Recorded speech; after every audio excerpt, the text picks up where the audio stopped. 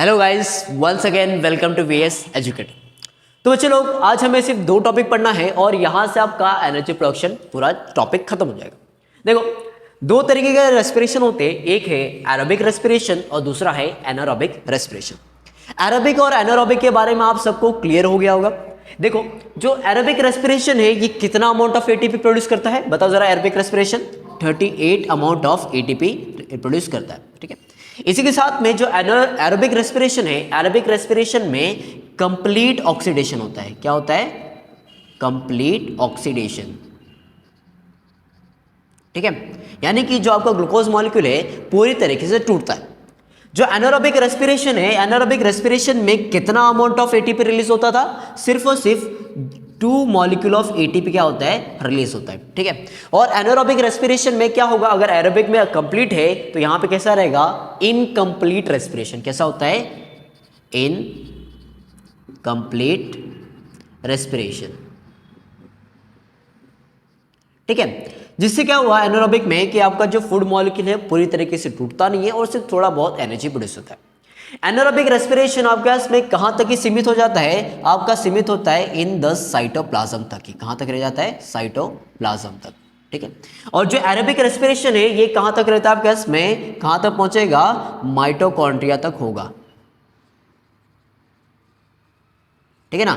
ये सब आपको पता है। अगर आप ये सब बेसिक पॉइंट भी लिख के आते हो ना तो एग्जाम में आपको मार्क्स तो मिलेगा ही मिलेगा और थोड़ा सा इंप्रेशन भी अच्छा बनता है कि बच्चे को ज़्यादा पता है, ठीक है।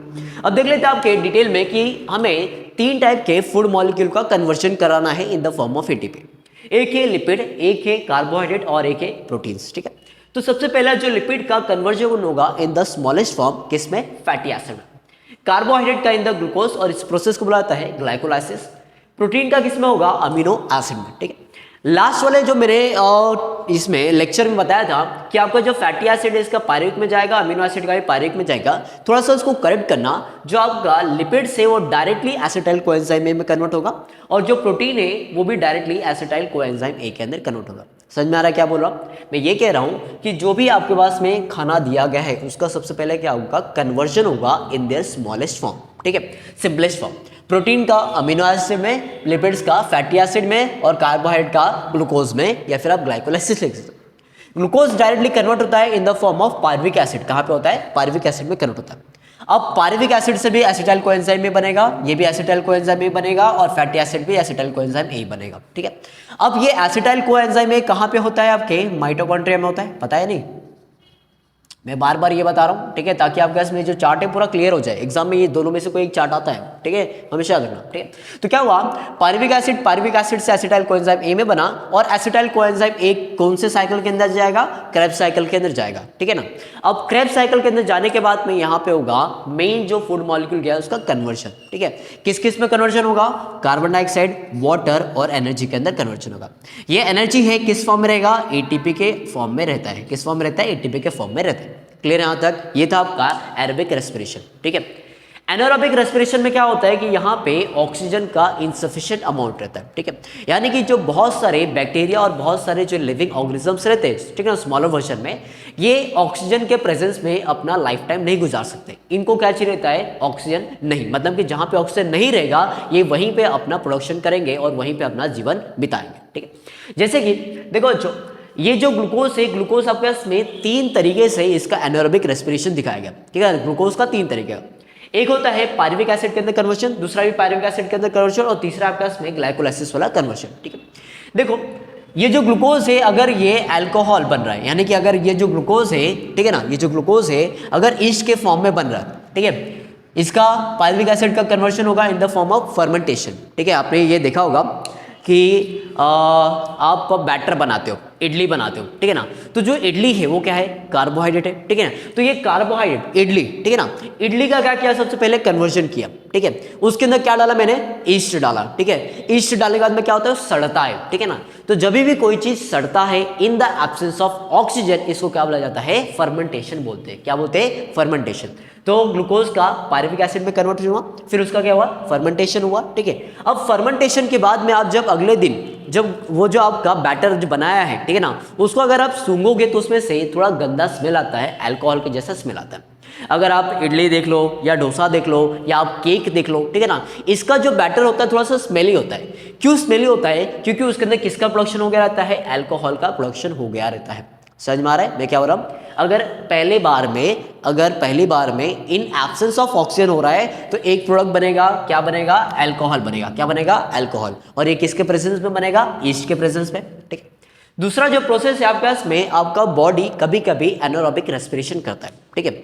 जैसे कि जब आप दौड़ते हो, जब आप स्विमिंग करते हो, तो आपकी बॉडी को सफिशिएंट अमाउंट में ऑक्सीजन नहीं मिल पाता, जिसके कारण आपने ये ऑब्जर्व किया होगा कि जब आप दौड़ के आते हो तो एकदम हांफते हो, ठीक है ना, जोर जोर से सांस लेते हो। क्यों लेते हो? क्योंकि आपकी बॉडी में इनसफिशिएंट ऑक्सीजन हो गया, ठीक है।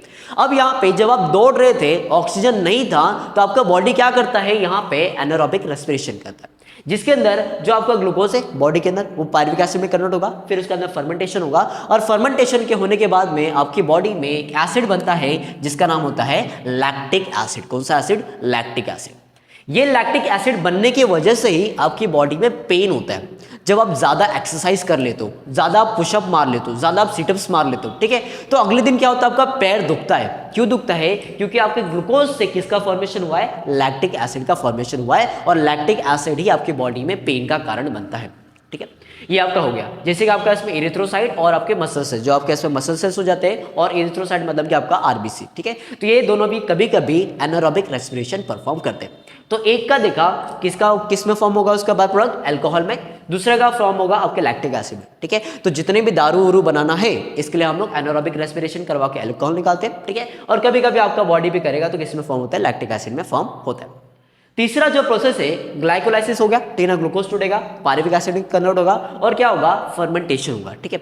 ये जो है ये हम लोग ज्यादातर क्या आपके खाना पकाने वाली चीजों में करते हैं, या फिर आपके वाइटामिन को कन्वर्ट करने के लिए।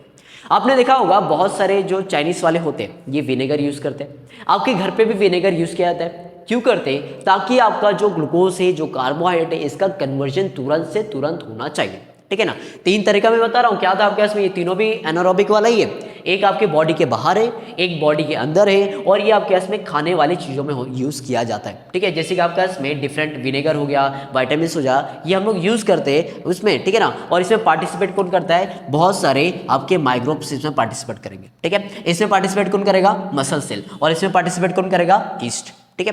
तो ये देखो, ये तीनों का सबसे तुम्हें बस इतना याद रखना है कि ग्लूकोज में अगर ये तीन तरीके से होता है, ठीक है, बाहर हो रहा है अल्कोहल बनेगा, बॉडी के अंदर अगर एनारोबिक हो रहा है तो लैक्टिक एसिड बनेगा, ठीक है ना। और अगर आप इसको खाना उना पका रहे हो तो इसको फर्मेंट करके आप क्या करते हैं? माइक्रोब से उसको तोड़ते हो, ठीक है, या फिर आप डिफरेंट प्रोडक्ट्स बनाते हो, विनेगर बनाते हो, वाइटामिन बनाते हो, ठीक है, और अपने डे टू डे लाइफ में यूज करते हो, ठीक है। ज़्यादा कुछ हार्ड नहीं है, ये सिंपल सा था। ये बस लास्ट टॉपिक हो गया आपका एनर्जी प्रोडक्शन, ठीक है। तो यहाँ तक अगर आपका कुछ डाउट है, ठीक है, तो आप कमेंट कर दो कि सर ये समझ में नहीं आया, तो मैं उसको वापस से आपको समझा दूंगा।